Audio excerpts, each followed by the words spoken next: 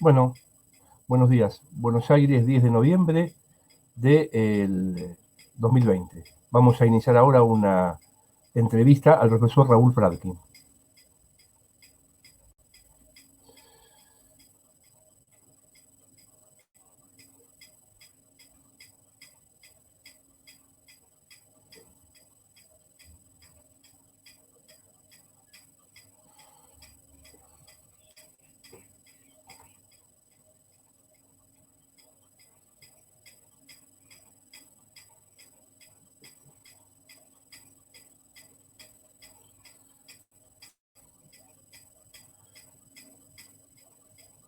Enseguida vamos a ingresar, vamos a hacer una entrevista acá en el canal Gabriel el Rojo con el gran historiador Raúl Fradkin.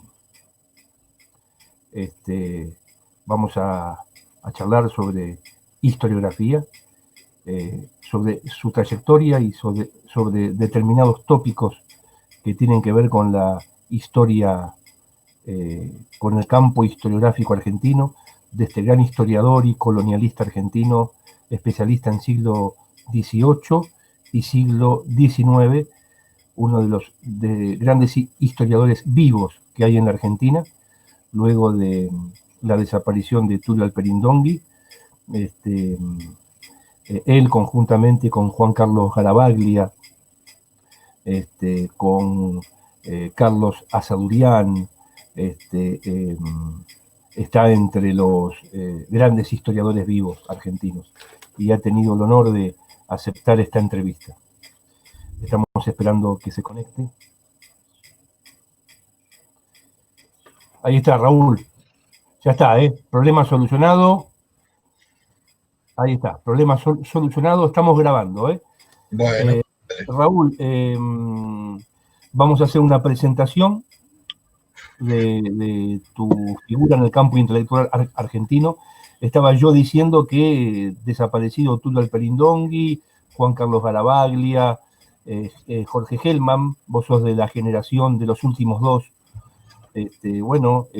Para mí, conjuntamente con Carlos Asadurian, que hoy pude corroborar que vive, hace un par de años atrás yo me había contactado con él hace muchos años, ya que él escribió algún artículo en la mítica Pasado y Presente, hace muchos años, ¿no? Carlos Asadurian vive, José Carlos Cheramonte y vos, para mí son la trilogía más importante del campo historiográfico que hay en Argentina. Raúl Fradkin, a los amigos del canal, es profesor titular de Historia de América II, colonial, y profesor adjunto de Historia Argentina 1 en el Departamento de Historia de la Facultad de Filosofía y Letras de la UBA. Ha publicado artículos y libros sobre historia social rioplatense de los siglos XVIII y XIX.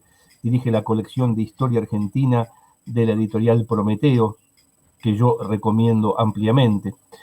Libros, bueno, y El pueblo donde está, contribuciones para una historia popular de la Revolución de Independencia en el Río de la Plata, Prometeo 2008. La ley es la tela de araña, que es el último que leí. Ley, Justicia y Sociedad Rural en Buenos Aires, 1780-1830, la Argentina colonial, el Río de la Plata, entre los siglos XVI al XIX, en colaboración con el desaparecido Juan Carlos Garavaglia, siglo XXI, 2009, Rebeldes con Causa, Conflicto y Movilización Popular en la Argentina del siglo XIX, Prometeo 2013, en colaboración con Daniel Santilli y Jorge Hellman, entre otros libros. Raúl, más que una entrevista es como estos espacios que yo ya vengo iniciando y que van a continuar con otros historiadores del campo argentino e internacional. Es una charla, ¿no? Una charla, un diálogo, un humilde intercambio de ideas, muy desigual en este caso, claro. Y lo primero que te quería preguntar, o que quería tirarte como piedra lanzada al mar, durante mucho tiempo hubo determinados temas tabú para la historiografía argentina. Por ejemplo, Guerra del Paraguay, Conquista del Desierto. Mi pregunta es, digo esos dos temas, digo Malvinas, tampoco es que Malvinas ha eclosionado el campo historiográfico. Está bien que es una temática que corresponde más al siglo XX. Esto yo también lo he hablado con Silvia Rato, con el tema, viste, de que recién ahora se están animando al tema de Conquista al Desierto. Yo recuerdo haber ido con los chicos del colegio secundario, Raúl, al Museo Etnográfico. Para mi sorpresa, el Museo Etnográfico que está en la calle Moreno, los etnógrafos y arqueólogos de ese museo hablaban de, entre comillas, el escaso interés de algunos historiadores o de investigadores jóvenes por las temáticas que tienen que ver con pueblos aborígenes. Incluso para mi sorpresa, en el Museo Etnográfico hay hasta restos de aborígenes, cuestiones que están judicializadas, digamos, ¿no? Que no es una cuestión menor. Y en el caso de Guerra del Paraguay, bueno, uno como estudiante de profesorado y facultad, ¿qué leímos durante muchos años? A Leon Pommer, quiero decir, no pasábamos de Leon Pommer, esto no va en desmérito de Leon Pommer, ojo. Ahora, en los últimos años han salido trabajos, está el de Juan Carlos Garavaglia, que ha investigado ese tema, está el libro de Victoria Barata, también sobre la guerra del Paraguay. Pero bueno, retomando el hilo de la pregunta, ¿no hay temas tabú?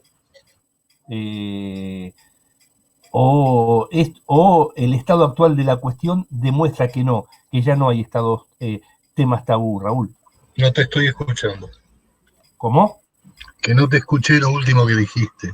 No, Estabas digo, hablando de Victoria Barata y ahí sí, no digo, ahora me escuchás, ¿no? Sí, ahora sí. Sí, digo, ¿no hay temas tabú o el estado actual de la cuestión demuestra que no, que ya no hay temas tabú?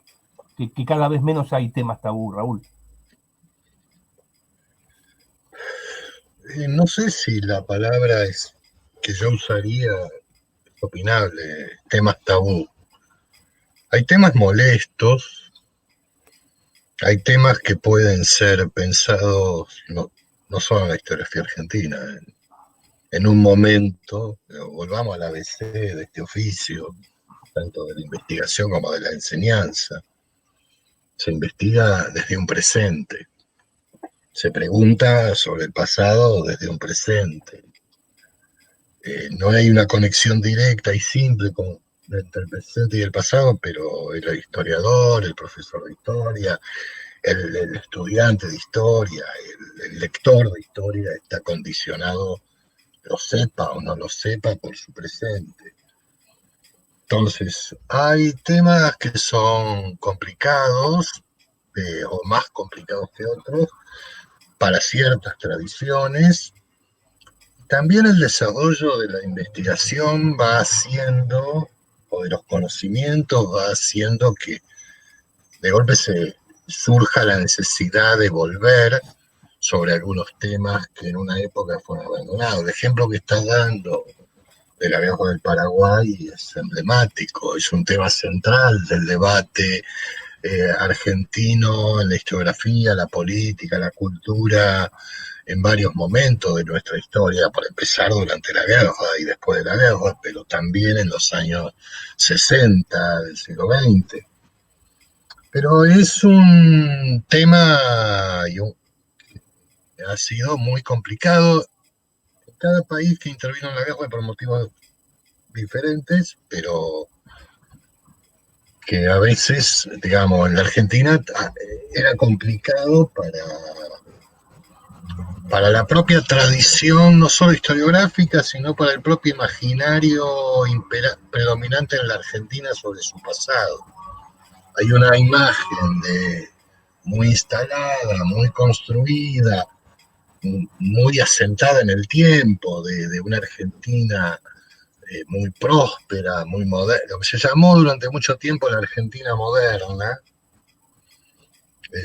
las décadas de la segunda mitad del siglo XIX, para la cual la indagar la guerra del Paraguay parece es un problema muy complicado para esa imagen que se ha dado de la Argentina moderna. Entonces no es casual lamentablemente mi amigo Juan Carlos Garavaglia falleciera cuando estaba metido haciendo una investigación de muy largo plazo y muy profunda de esa guerra, pero una guerra que se entiende más cuando, y se la puede pensar de otra manera, cuando uno supera barreras, fronteras nacionales que son anacrónicas, así que esa guerra de alguna manera contribuyó a construir, pero que todavía no estaban terminadas de construir. No solo límites geográficos, sino fronteras nacionales. El autor que vos nombraste, León Pomer, tiene un lugar ineludible en repensar ese tema. Hizo un trabajo excelente y fuera por completo de tono con la época que lo escribió. Tenía poco con quien compartir y discutir, pero el tema se está revisando mucho en Brasil, en Paraguay obviamente, siempre, en Brasil también, en Uruguay también, y ahora un poco en la Argentina. Y el otro ejemplo que dabas, el de Malvinas, también es interesante y parece más reciente, pero en realidad tampoco se le ha prestado demasiada atención, más que desde una perspectiva geopolítica, si queremos denominarlo de alguna manera. Justamente hace poco, creo que 1 o 2 años, ahora no tengo el título del libro de memoria, un grupo de historiadores de la Universidad del Sur en Bahía Blanca, especializados en la historia indígena, Daniel Villar, que también lamentablemente falleció, un arqueólogo excelente, Juan Francisco Jiménez y Sebastián Alioto, escribieron un libro que prácticamente no se conoce y que es una historia muy precisa y muy bien reconstruida de cómo se poblaron las Malvinas, cómo se pusieron en producción sus tierras, qué tipo de tecnología agropecuaria se empleaba, cómo se mezclaron las tradiciones agrícolas y ganaderas y pesqueras de diversos grupos indígenas, de los británicos, de los franceses, de los españoles. Es un mundo muy interesante que hasta ahora ha quedado poco indagado. Yo lamento que ese libro no se conozca más porque es un libro muy erudito, pero que da una imagen totalmente distinta de lo que uno imagina, unas islas ahí perdidas que solo parece que fueron importantes en los momentos de conflicto político entre Argentina y Gran Bretaña, cuando son parte de una historia muchísimo más complicada, muchísimo más grande de todo el mundo del Atlántico Sur. Entonces, con la guerra del Paraguay te pasa algo parecido, digamos. No es solo una guerra entre estados, es también una guerra entre estados, pero es quizás, esto es siempre difícil de medir, hay muchas discusiones, la confrontación bélica más sangrienta, seguro, de América del Sur del siglo XIX, solo comparable en magnitud a la guerra de secesión norteamericana. Y como dice un historiador francés que se ha ocupado del tema muy bien, que se llama Luc Capdevila, que creo que lo pronunció mal, es la primera guerra total. Una guerra donde el enemigo es la población civil, no solo el ejército oponente. Entonces, es un tema que obliga a revisar muchas cosas. Y ahí hay, lo que podamos o no, cada uno tendrá su postura política, pero al margen de la postura política hay una responsabilidad histórica del Estado y la sociedad argentina con el Paraguay. Una deuda, si uno quiere. Raúl, porque digo, uno piensa, ¿habría sectores dominantes o corporaciones? El ejército ya no, porque quizá no tiene tanto poder como antes. Digo, de oponerse, de poner barreras en relación con este tipo de investigación, porque yo recuerdo que Juan Carlos Garavaglia, en algún video que circula por YouTube, hablaba de las dificultades que tenía él en el acceso de los archivos. Sí, claro. Sí, sí, Digo, no ¿vos creés que los grupos dominantes, las líneas dominantes, digo, que influencian en esto ¿no? Como factor limitante, digo? A ver, sí, tenés razón lo de Juan Carlos, pero tiene que ver con varias cosas. Yo estoy de acuerdo con lo que decís, pero ¿por qué no me gusta la palabra tabú? Porque tabú sugiere un tema intocable, pero en realidad no Claro, es intocable, porque lo tocan. claro. Si vos revisás pones a revisar las publicaciones de muchos de los historiadores de lo que todavía es la Academia Nacional de la Historia, hay muchos libros y artículos sobre la guerra del Paraguay y recientes. No es que no lo investiga, o no es que no se escribe sobre eso. Y algunos que son libros importantes, aunque a mí no me guste la interpretación o la explicación, pero la información. El problema de los archivos es más complicado. Los archivos militares, la Argentina tiene una historia, sería muy largo, pero tiene una historia complicada. Eso lo sabemos cualquiera que conozca algo de historia argentina, y los archivos muestran esa historia complicada. ¿Por qué una parte del archivo histórico está, el Archivo General de la Nación está en La Plata? Eso tiene que ver con la creación de la provincia de Buenos Aires. Y entonces los que nos dedicamos al siglo XIX tenemos que andar de archivo en archivo porque las cosas están una parte en un lado y otra parte en el otro. Hay una parte de los fondos del Archivo General de la Nación de la guerra contra Paraguay, pero también hay una enorme cantidad de documentación sobre ese tema y sobre la historia militar en el archivo del Ejército, Claro.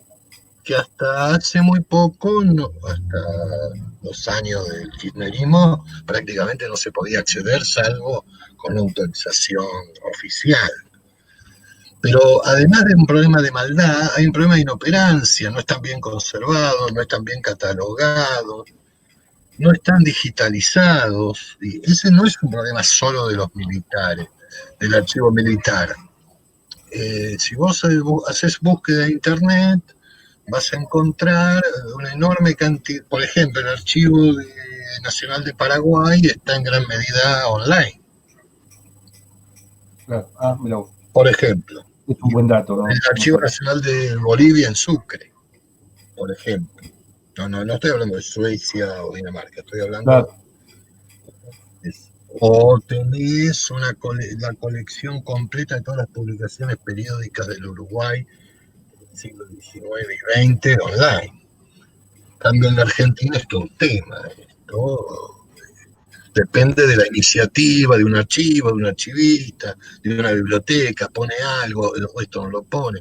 Hay problemas de conservación del patrimonio y de difusión del patrimonio que son estructurales.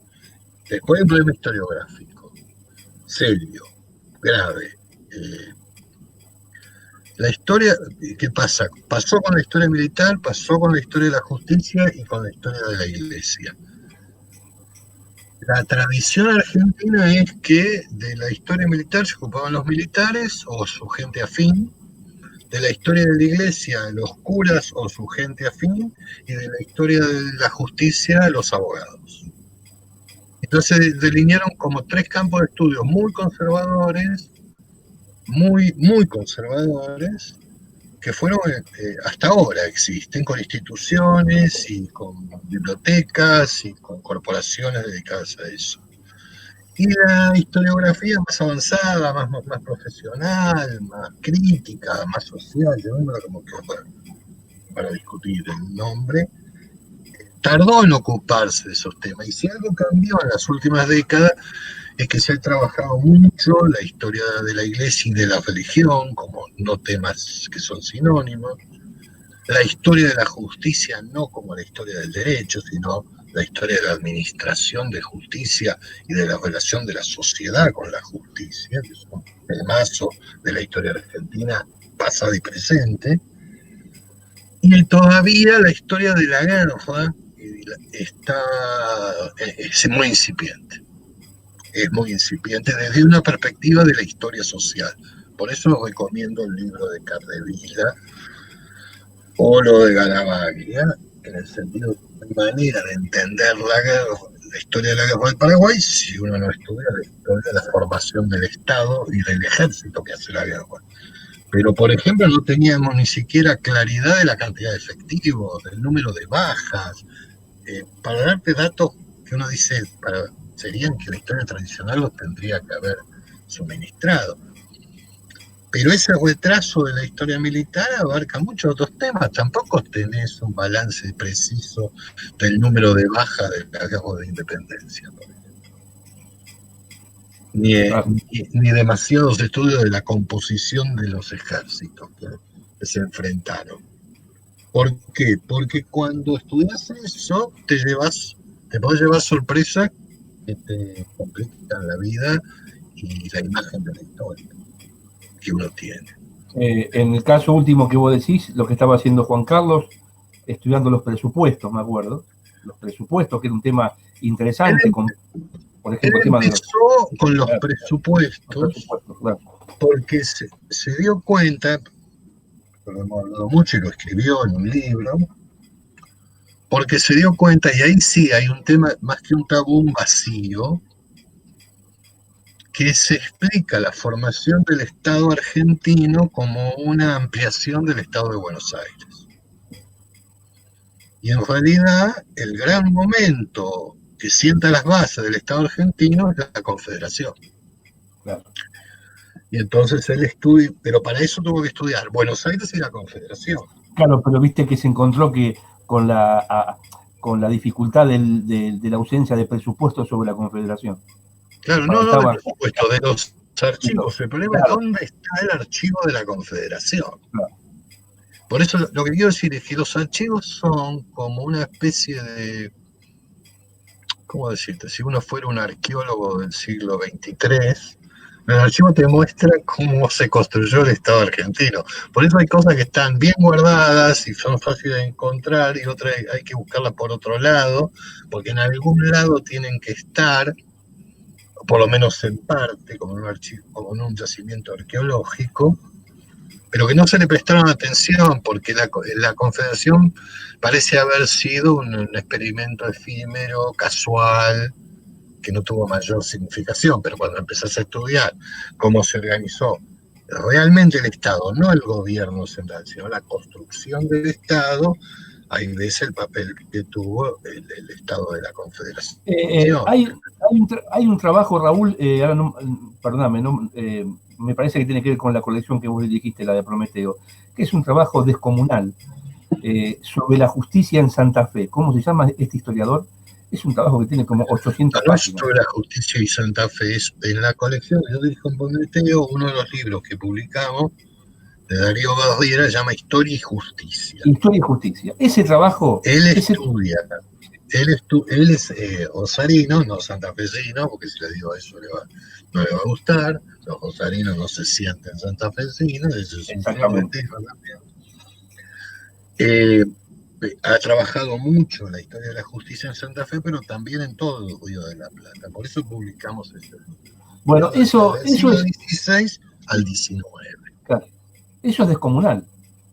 Digo, yo no he visto un trabajo sobre esa temática donde se estudia el funcionamiento de juzgados, la aplicación de la justicia. A la vuelta porque se te encortó. No, digo, es un trabajo absolutamente descomunal. Yo no he visto un trabajo de esa envergadura en cantidad de material consultado, archivo.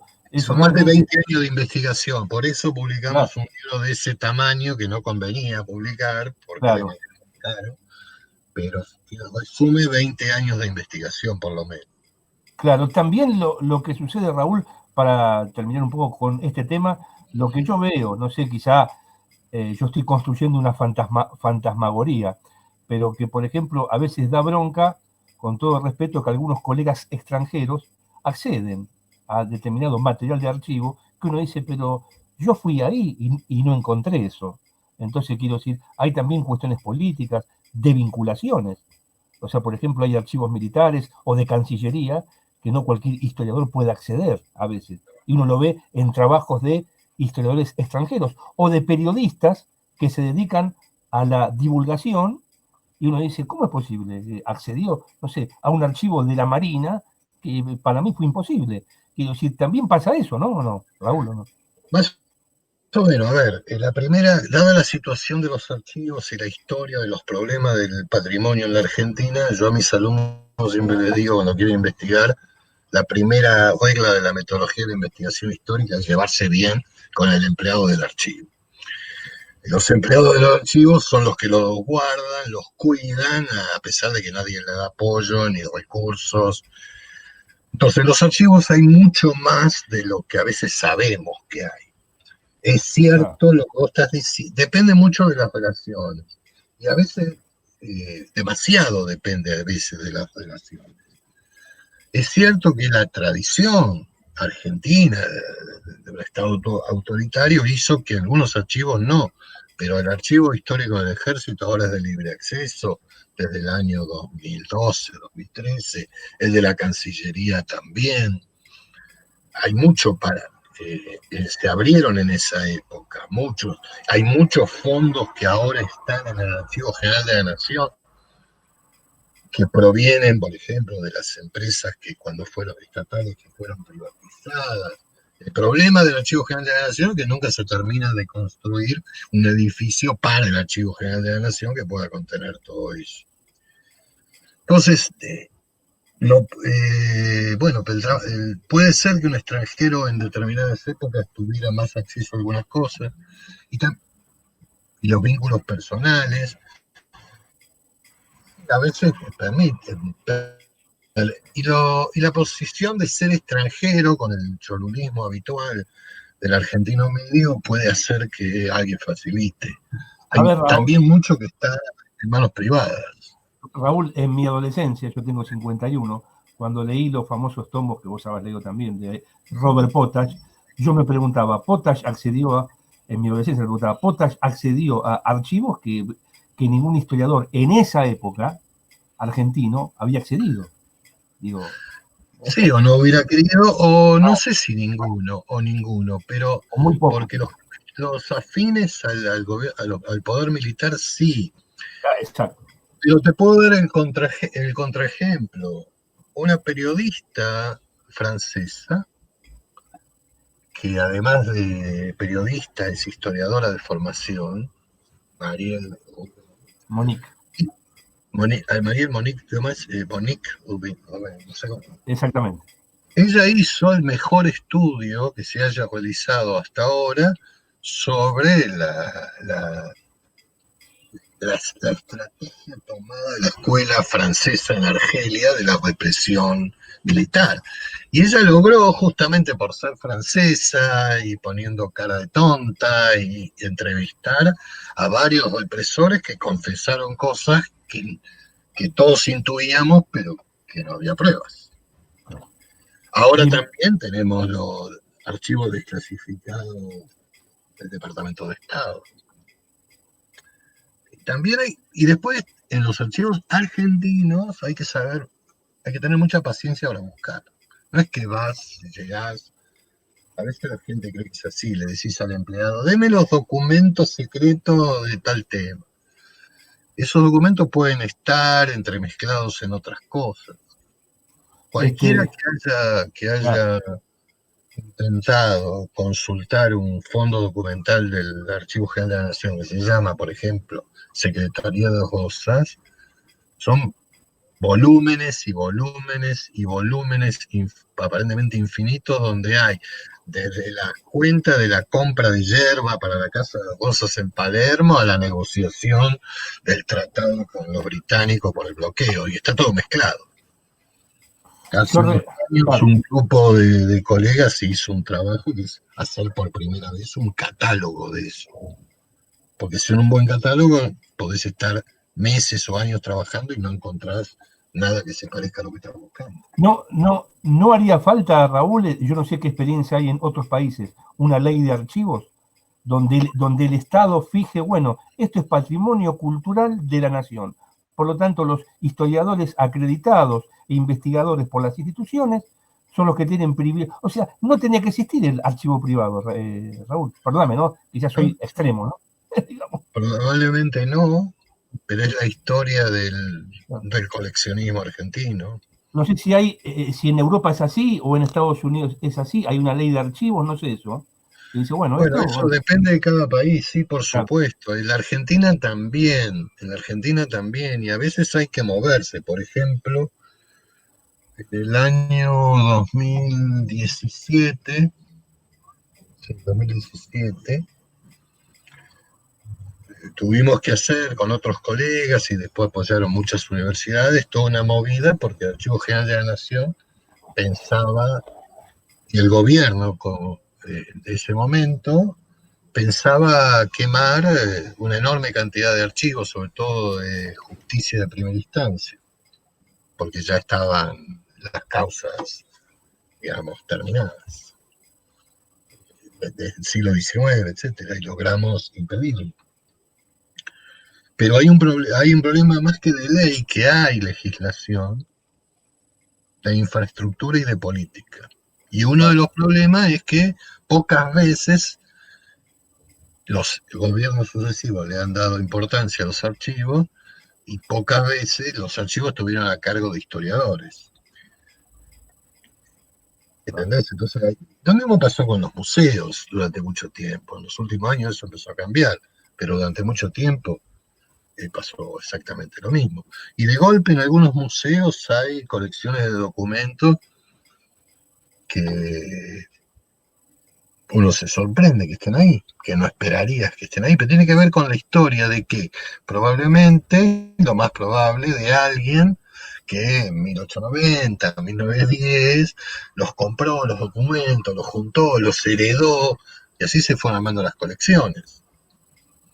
Claro, No en base a un plan.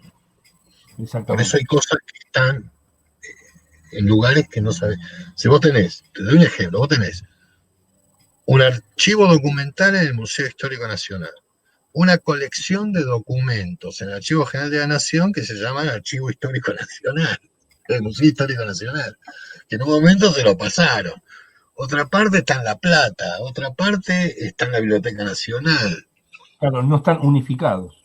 No, no están ni unificados, ni siempre están bien catalogados, ni siempre están conectados y con el mismo criterio. Y lo que hace falta es profesionalizar eso. Por suerte están los empleados de los archivos. El problema es que los empleados a veces se jubilan o dejan de trabajar y son como la memoria de esos archivos. Por eso Claro, decía, hay que llevar. Los empleados saben mucho más de lo que uno cree, lo que pasa es que no están bien reconocidos. Y te pasa en el claro, archivo más grande y en el archivo o museo perdido en cualquier lugar del país, que hay cosas muy diferentes. No es un problema solo argentino, es particularmente notable en la Argentina, pero porque uno esperaría que no, comparado con otros países latinoamericanos. Pero hay un problema son políticas de largo plazo que deben ser sistemáticas. claro. Entonces, también hay manipulación, te esconden cosas, se roban documentos, por supuesto, eso también ha pasado. Pero, bueno, ya. Claro. No, no es Parece más, la legislación, también está prohibido el homicidio y hay homicidio. claro, claro, parece más una desidia que otra cuestión, ¿no? Digamos. Este, Sí, eh, de valoración social, de que la sociedad lo valorice y diga, es necesario gastar mucho dinero, tiempo y esfuerzo en esto. claro, Pero sí, no sí, hay sí, garantías de cuál es el resultado, porque las preguntas de los historiadores, insisto, vienen del presente, entonces en el futuro no sabemos cuáles van a ser las preguntas. Digo, por ejemplo, yo digo el ejemplo que te doy del año 2017.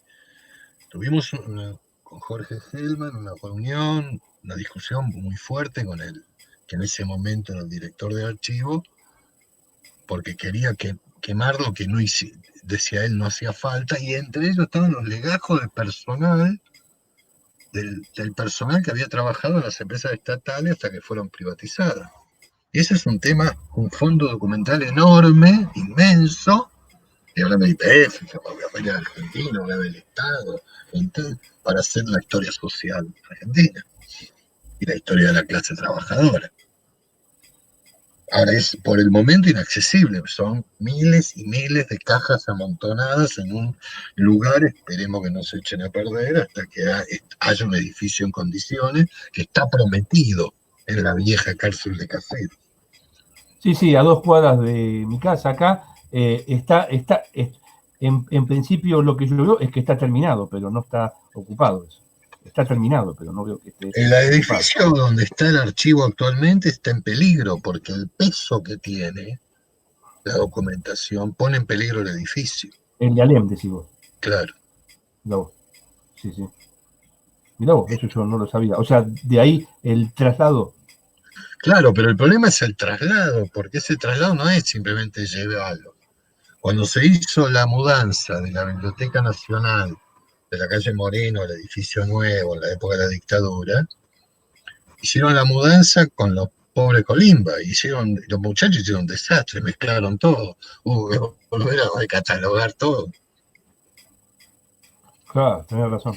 Claro. Bueno, No, pero no, ahí. es complicado, digamos. Ahí, por lo tanto, hay responsables mayores, menores, pero no es solo que hay una confabulación para que no lo veas. También tiene que estar el interés del historiador. Juan Carlos bregó mucho, se la pasó yendo de Santa Fe a Paraná, de Paraná a Buenos Aires, de Buenos Aires a La Plata, hasta que pudo empezar a reconstruir los presupuestos de la Confederación y después del Estado argentino para entender justamente cómo se financió la guerra del Paraguay. Pero no solo cómo se hizo el trámite de financiamiento, sino en qué se gastó. Y esto significa saber cuántos soldados, cuántas ropas, cuántas balas, cuántos cañones, etcétera, etcétera, etcétera. Claro. Datos que uno esperaría que la historia tradicional los tuviera. A mí me ha pasado estudiando fines del 18, la época de la independencia, meterme bueno, miro la bibliografía para tener una idea, tema más clásico, la guerra de independencia no hay. Entonces vos decís, esto ya está, bueno, cuántos soldados había, de qué origen eran, cómo se formaban las unidades, qué efectivos tenían.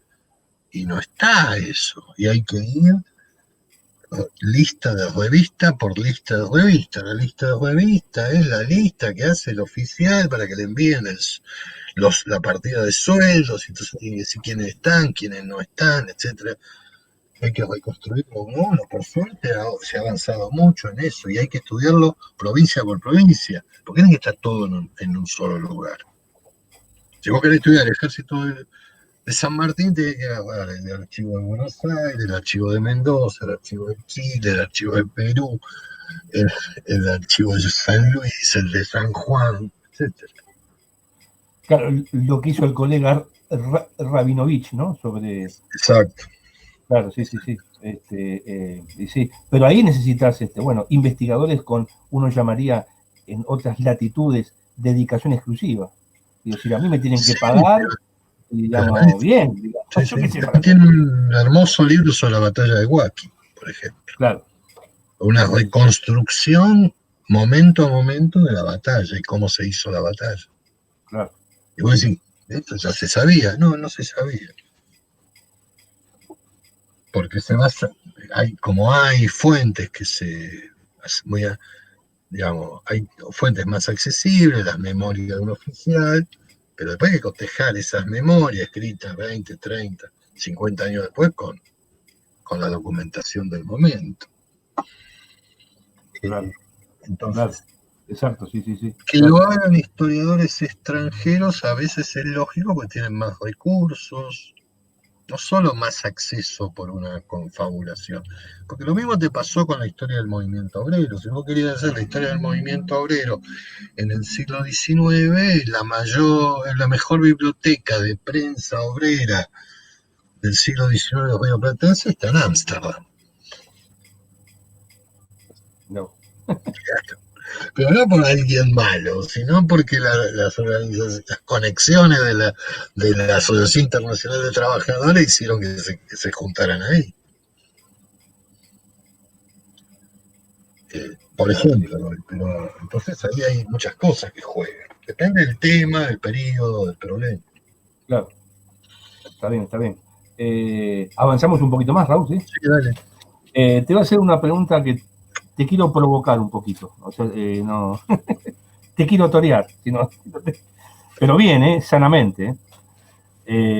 Mira, algunos dicen, ¿no? Digamos, la crítica literaria te dice que Borges, para ser Borges, para construirse como escritor, le tuvo que cortar la yugular a Leopoldo Lugones, que es una figura consular. Y a partir de ahí Borges, más allá de su talento, quiero decir, desbanca a Borges, a Lugones. La historiografía argentina, para trazar un paralelo, digamos, para jugar un poco con el ejemplo, la historiografía argentina no ha hecho lo mismo con Alperín Dongui. Entonces, cuando vos lees un libro como yo leí en mi adolescencia, Discutir Alperín, ahí a veces, esto es una opinión personal, lo que menos se hace es discutirlo. Sombra de Alperín vengo a evocarte, No, a no te veces digo. Sombra de Alperín vengo a evocarte, Mirá. digo yo, ¿viste? Sí. ¿Me escuchás? Sí, ahora sí. Sombra de Alperín vengo a evocarte. Quiero decir, ¿qué hacer con Alperín? Alperín siempre va a estar como una sombra ahí, porque yo recuerdo que en un homenaje al Alperín que vos leíste, me parece que habías leído que te había causado Revolución y Guerra, pero vos dijiste algo ahí en el homenaje que después no desarrollaste, y en parte porque es un homenaje, que es a pesar de mis disidencias y a pesar de que no siempre coincidía con su interpretación.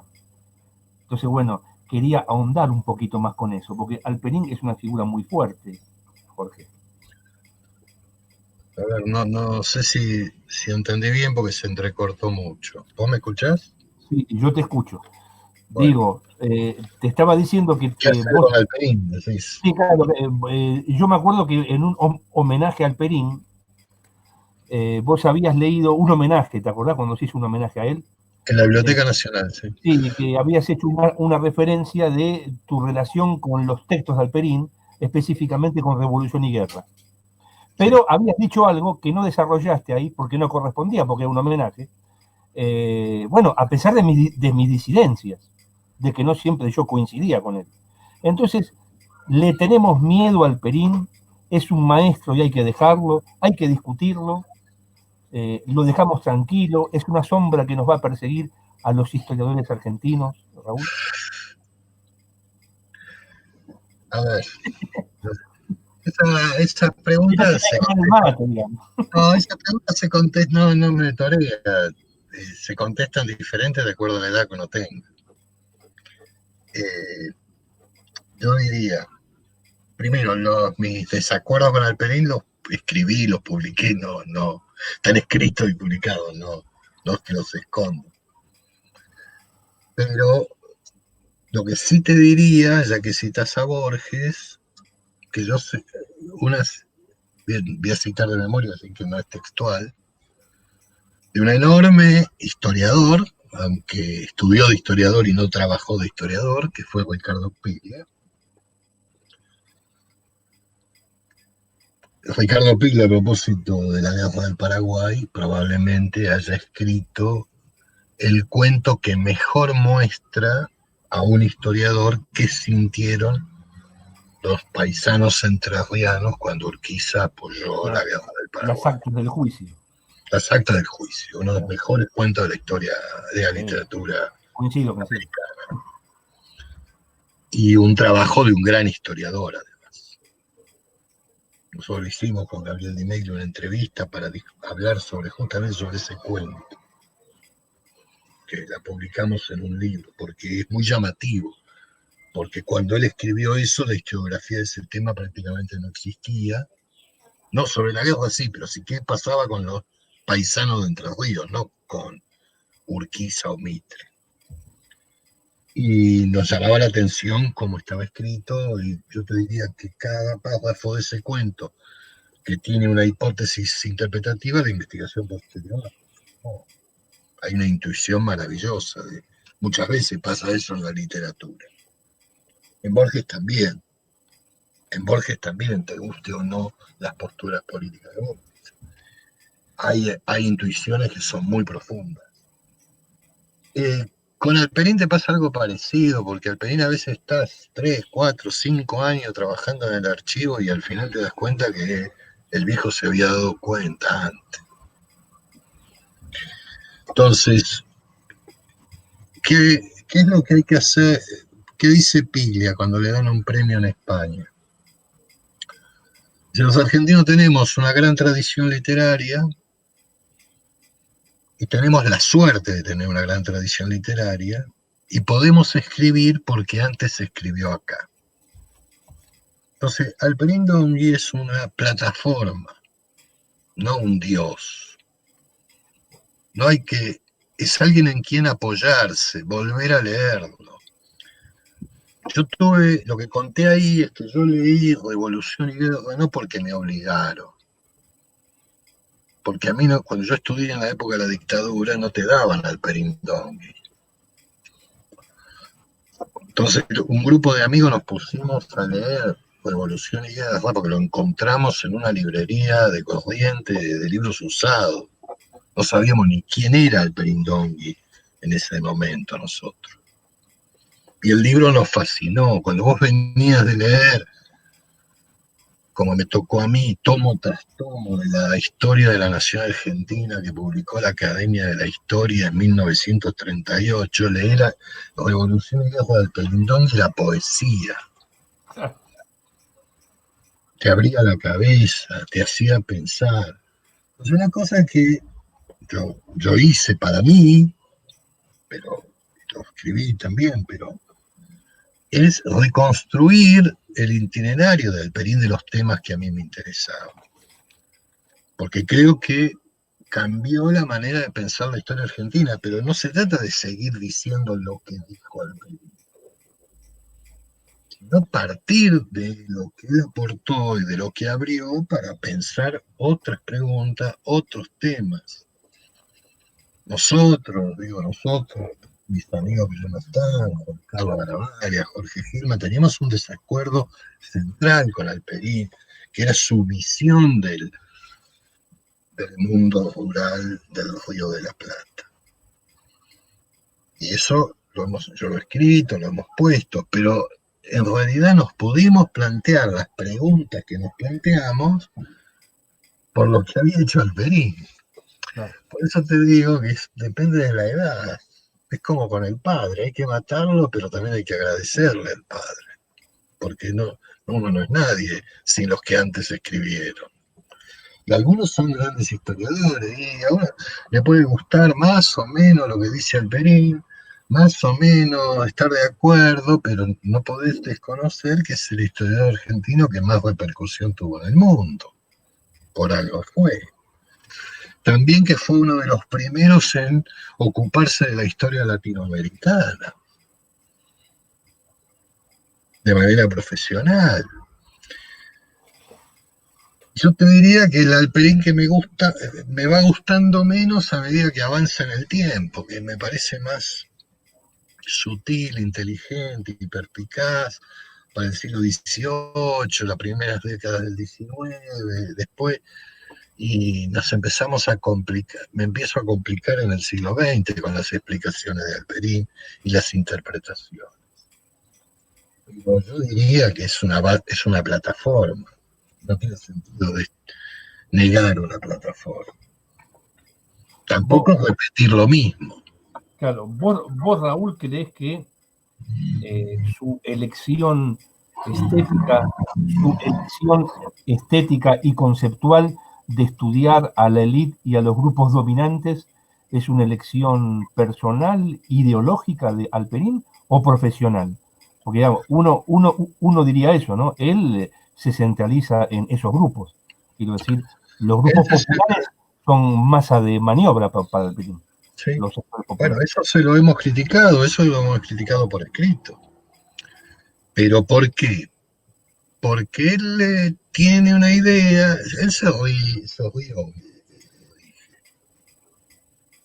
personalmente y lo puse por escrito. Él tiene una idea más gramsciana de lo que él admite sobre el papel de los intelectuales en la acción política. Si vos reconstruís toda la trayectoria de Alperín, ese es el tema central de Alperín. Que en definitiva, si querés hacer una interpretación psicológica, debe explicar algo de su relación con de él.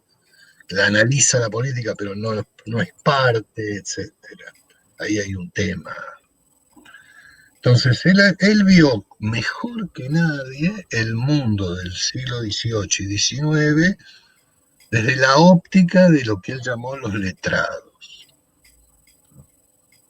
Y eso le dio una enorme perspicacia para entender lo que estaba pasando, los dilemas de esos letrados convertidos en dirigentes políticos, que es en definitiva el tema de la revolución de agua, cómo surge una élite política, pero le complica entender el resto del funcionamiento de la sociedad. Yo creo que el problema no es Alperín, sino los alperinianos.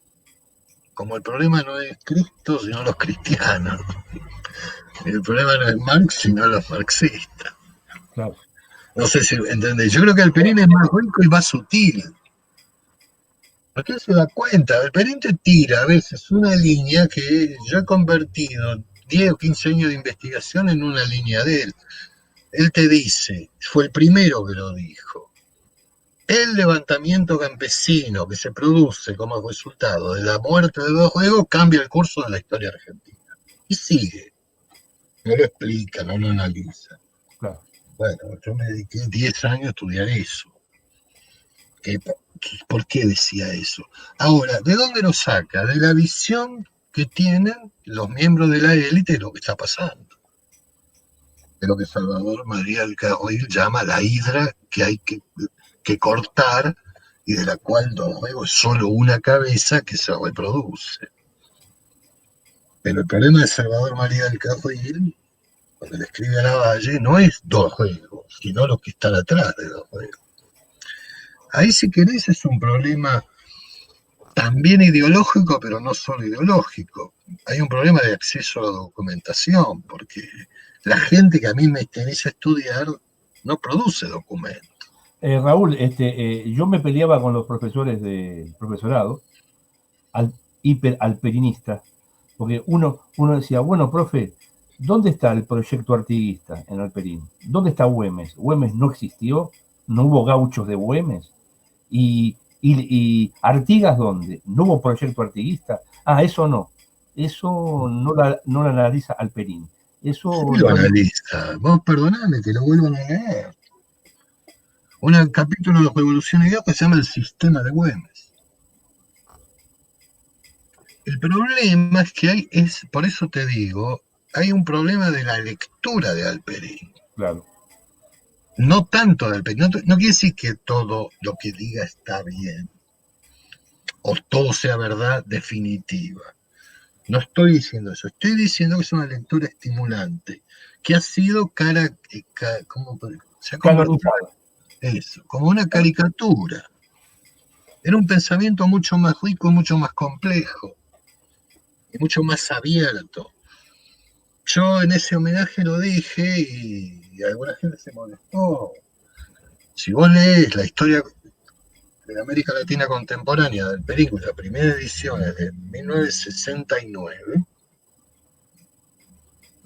te dice dos cosas centrales. Que los supuestos seguidores de Alperín han olvidado porque les complica la vida.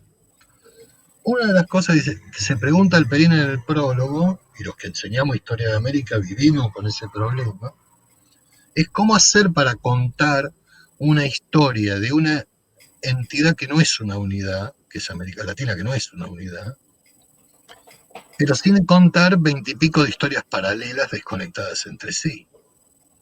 Él se lo plantea en el prólogo. Entonces dice, Hay que partir de lo que tienen de común. ¿Qué tienen de común? La situación colonial. Y entonces te organiza un libro cuyo primer capítulo se llama La crisis de la independencia, el segundo La larga espera, después viene la formación del orden neocolonial, después viene la consolidación del orden neocolonial y después viene la crisis del orden neocolonial.